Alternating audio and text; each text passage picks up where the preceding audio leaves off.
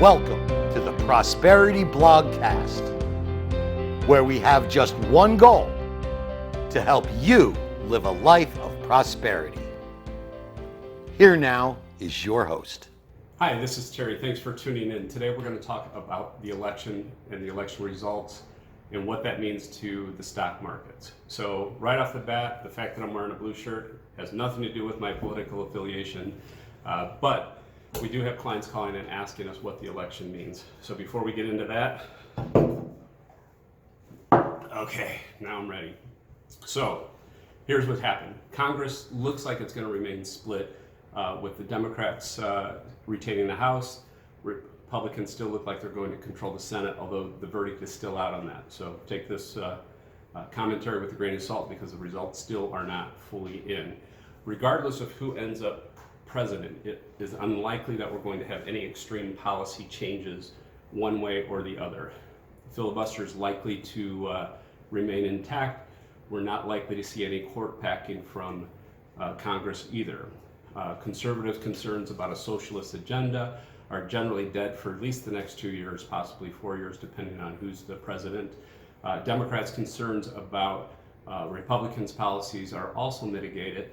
Democrats are going to have the ability to stop really any legislative changes that they disagree with. So hopefully we'll start to see them come together. So when it comes to the presidential election, clearly half of the country disagrees with the other half of the country. Hopefully we'll start to see the parties begin to work together.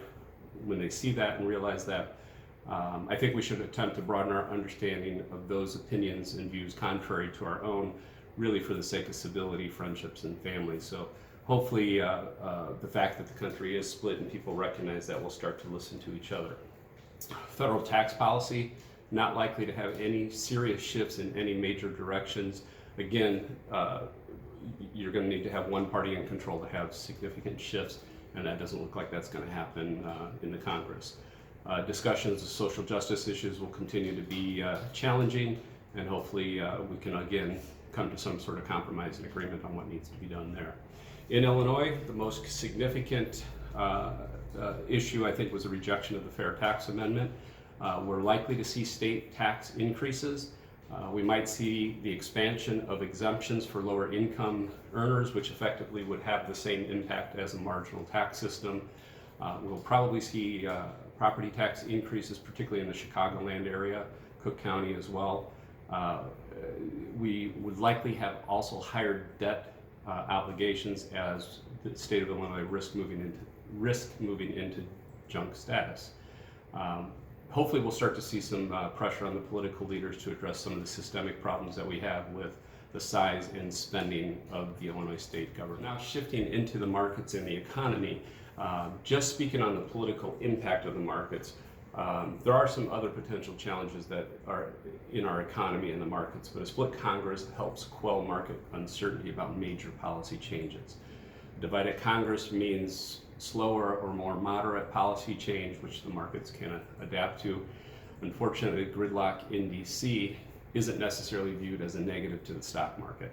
Unless it comes to a stimulus package like the coronavirus, everybody wants to see that happen.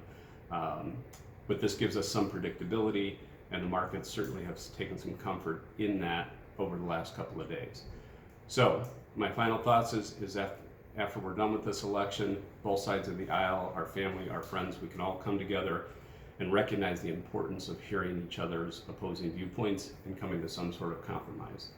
If you have any additional questions about how the markets and the political climate impacts your portfolio, retirement plan questions, or any other financial issue, please contact us. We're happy to help. That's what we're here for. Have a great day. Thank you.